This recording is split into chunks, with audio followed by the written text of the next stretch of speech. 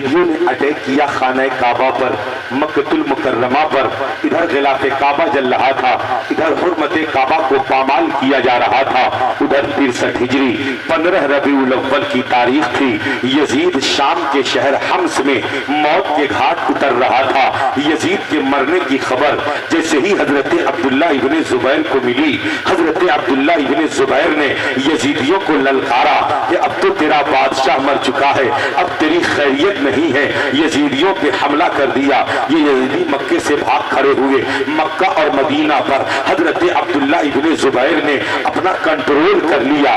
یزید کے مرنے کے بعد یزید کا بیٹا معاویہ بن یزید تخت نشین ہوا. ایک راوی کا کہنا ہے 40 دن تک وہ خلیفہ 40 دن تک وہ خلافت کی کرسی پر رہا، پھر مر گیا. ایک راوی نے کہا 2 مہینے، ایک نے کہا 3 مہینے، ایک نے کہا 4 مہینے اور ایک نے کہا 40 دن.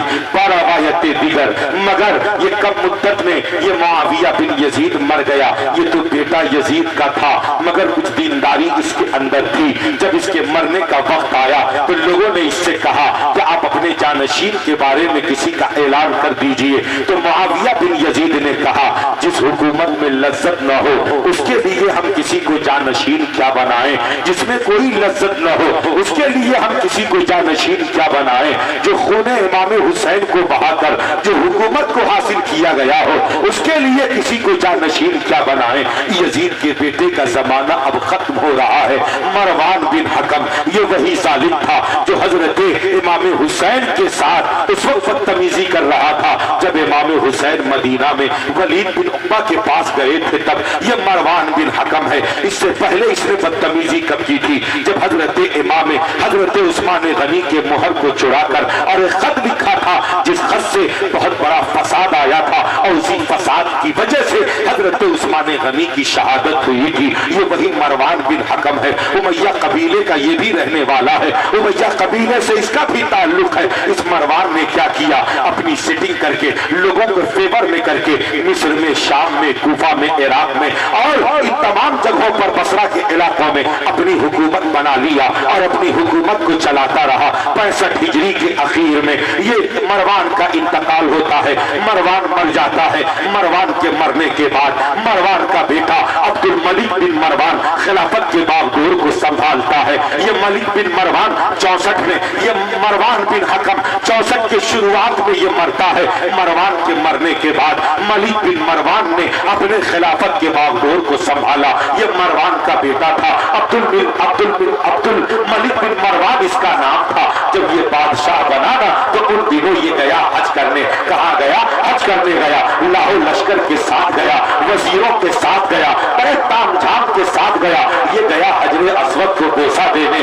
بھیڑ آئی دیوانوں کی، ایسا دھکا مارا کہ یہ عبد الملک بن مروان ایک کنارے جا کر گرا. یہ بڑے حیرت میں پڑ گیا کہ ہم لاہو لشکر کے ساتھ آئے، اپنے وزیروں کے ساتھ آئے، اتنے دل بل کے ساتھ آئے مگر ہم کو کوئی عزت نہ ملی. تھوڑے ہی دیر کے بعد حضرت امام زین العابدین کے بعد حرم شریف میں، تھوڑے ہی دیر کے بعد حضرت امام زین العابدین کے بارے میں حرم شریف میں اعلان ہو رہا ہے مسلمانوں ہوشیار ہو جاؤ، امام حسین کے شہزادے آ رہے ہیں. میدان کربلا سے جو بچ کر آئے وہ حضرت بیمار زین العابدین آ رہے ہیں، طواف کعبہ کے لیے آ رہے ہیں، حجر اسود کو بوسہ دینے آ رہے ہیں. لوگ کنارے ہٹ گئے. ہر کوئی دیکھنے کے لیے تڑپنے لگے کہ حضرت زین العابدین کو دیکھیں، حضرت زین العابدین کو دیکھیں. عبد الملک بن مروان حیران ہے کہ ہم بادشاہ ہیں، ہمیں لوگ دھکا دے کر ہٹا دے رہا ہے مگر یہ زین العابدین جو اکیلے آئے ہیں لوگ راستہ دے رہے ہیں، دیکھنے کے لیے تڑپ رہے ہیں. کیوں نہ تڑپے؟ تیرے باپ داداؤں نے حکومت کے لیے حسین پاک کو شہید کر دیا ہے اور زین العابدین کے بابا نے دین پاک کے لیے اپنے خاندان کو لٹا دیا ہے. عزت انہیں نہ ملے گی تو کن کو ملے گی؟ عزت انہیں نہ ملے گی تو کن کو ملے گی؟ یہی عبد الملک بن مروان کا زمانہ ہے. اسی کے زمانے میں مختار بن عبید ثقفی یہ بھی کوفہ کا رہنے والا ہے. یہ وہی مختار ہے जिसके घर हजरत इमाम मुस्लिम क़याम पजीर हुए थे, मगर बाद में जब इब्न ज़ियाद ने ललकारा था, डराया था, धमकाया था, तो ये मुख्तार सख्ती कौन हो गया था, खामोश हो गया था, इमाम मुस्लिम का साथ न दिया था।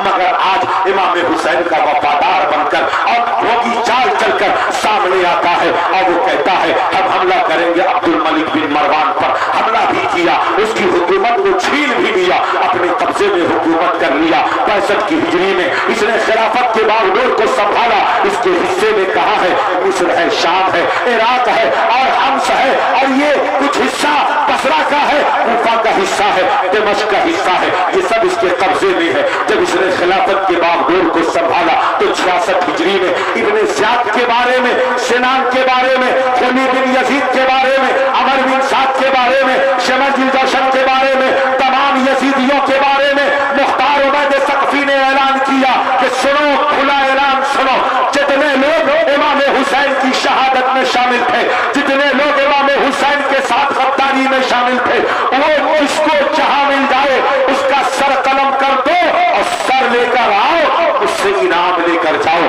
गुफा में अफरा तफरी का माहौल है, सब लोग डरे हुए हैं, अब क्या होगा, अब हम भी मारे जाएंगे।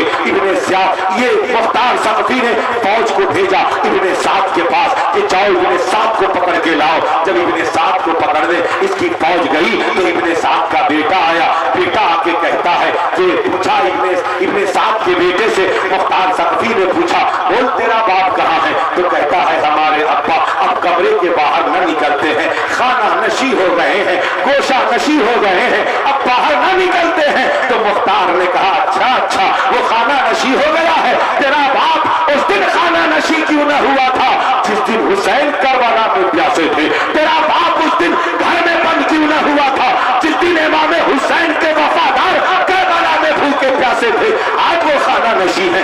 अपनी फौज को हुक्म दिया जाओ उसके घर को घेर लो, बड़ी बेदर्दी के साथ उसको मौत के घाट उतारो, उसके लाश को लाओ, हमें जलाना है, उसे दफनाना नहीं है। सिनान को पकड़ा गया, कहा सिनान पकड़ा गया है, कहा इसके हाथ काटना, उसके दोनों पैर काटना, फिर पूछना बार बार कैसा लग रहा है, तड़पा तड़पा कर उसे मारना।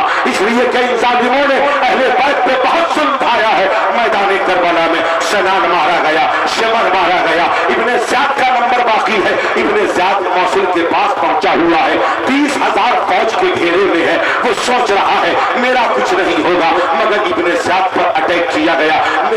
मुख्तार ने इब्राहिम नामी सिपाह सालार को भेजा, कहा जाओ जितने फौज की जरूरत पड़े खबर करना, हम भेजेंगे।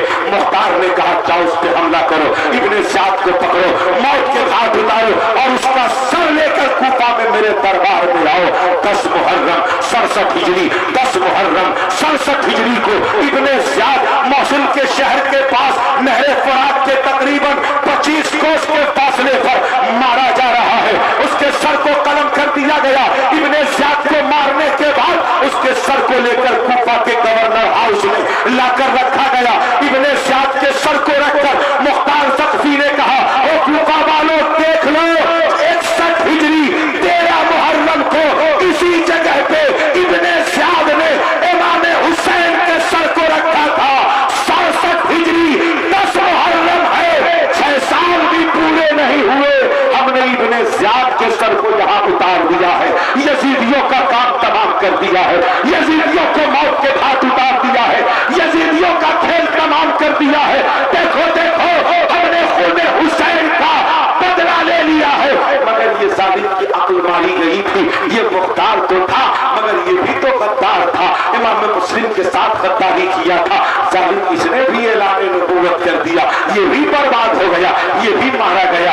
जमाना हिजाज बिन यूसुफ का आया, फिर उस जमाने में हजरत ज़ैनुल आबिदीन को कैदी कर लिया गया। आज जब हजरत ज़ैनुल आबिदीन कैदी है, आज जब हजरत ज़ैनुल आबिदीन के हाथ में हथकड़ी है, गले में तौक है, पैर में बेड़ी है, पूरे बदन पे भारी भारी जंजीर है, तो एक ज़हरी नामी शख्स आए, ज़हरी नामी शख्स आए, उन्होंने आकर कहा हजरत इमाम ज़ैनुल आबिदीन से कि हजरत ये क्या है, आप पहले भी कैद हुए, आज भी कैद हो रहे हैं। तो हजरत मोहतरम हजरत इमाम ज़ैनुल आबिदीन ने कहा न मैं कल कैद था न मैं आज कैद हूं। میں کل بھی چھوٹ سکتا تھا، میں آج بھی چھوٹ سکتا ہوں۔ تو زہری کہتے ہیں اچھا؟ کہا ہاں۔ کہا یہ دیکھ گلے میں، یہ ہاتھ میں ہتھکڑی ہے؟ کہا دیکھ ہتھکڑی ختم۔ کہا پیر میں بیڑی ہے؟ دیکھ بیڑی ختم۔ گلے میں توق ہے؟ کہا دیکھ توق ختم۔ سارے بندھن سب ٹوٹ گئے، جھٹکا بھی نہیں، اشارہ کیا سب ختم۔ تو کہا زہری نے کیا بات ہے، آپ بنوائے ہوئے ہیں تو چاہتے اس دن بھی توڑ لیتے۔ کہا نہیں نہیں، وہ ظلم کی انتہا کر رہے تھے، ہم صبر کی ابتدا کر رہے تھے۔ جو ان کو کرنا تھا وہ کر رہے تھے، جو ہمیں کرنا تھا وہ ہم کر رہے تھے۔ دنیا والوں دیکھو، یزید کے 14 بیٹے تھے، یزید 14 بیٹے کا باپ تھا، مگر آج یزید کی نسل کا عطا پتہ نہیں ہے۔ میرے حسین کا ایک بیٹا زین العابدین، آج پوری دنیا میں سیدوں کا جلوہ نظر آ رہا ہے، حضرت محترم حسینیوں کا جلوہ نظر آ رہا ہے۔ تو عرض یہ کرنا ہے، حسین باپ اپنا سب کچھ لٹائے دین اسلام کے لیے۔ آج اسلام بھی باقی ہے، میرے حسین کا نام بھی باقی ہے۔ مسلمانوں جیے تو اسلامی طریقے پر، اور مریں گے تو ہم تو دفن کیے ہی جاتے ہیں اسلامی طریقے پر۔ تو جب مرنے کے بعد ہمیں اسلامی طریقے پر دفنایا جاتا ہے تو کیا بہتر ہوتا کہ ہم جیتے بھی اسلامی طریقے پر، چلتے بھی اسلامی طریقے پر، کھاتے پیتے بھی اسلامی طریقے پر، ہمارے ماحول میں اسلامی طریقے کی کثرت ہوتی۔ مصطفیٰ جان رحمت صلی اللہ تعالی علیہ وسلم کے مقدس طریقے پر ہماری اور آپ کی زندگی گزرتی، ہم یہاں بھی کامیاب ہو جاتے اور کل میدان محشر میں بھی کامیاب ہو جاتے۔ حضرات محترم، یہ مختصر سے وقت میں ہم نے صرف ہیڈ لائنز کو بیان کیا ہے، اندر کی تفصیلی خبر انشاءاللہ العزیز پھر کبھی اور سنیے گا، تفصیلی باتیں پھر کبھی اور سنیے گا۔ جب تک کے لیے انتظار کمال کے سلام محبت کو قبول کریں۔ وما توفیقی الا باللہ، سارے لوگ آواز بلند پڑھیں، استغفر اللہ ربی من کل ذنب واتوب الیہ، پڑھیے لا الہ الا اللہ محمد رسول اللہ صلی اللہ تعالی علیہ وسلم۔ السلام علیکم ورحمۃ اللہ وبرکاتہ۔ حضرت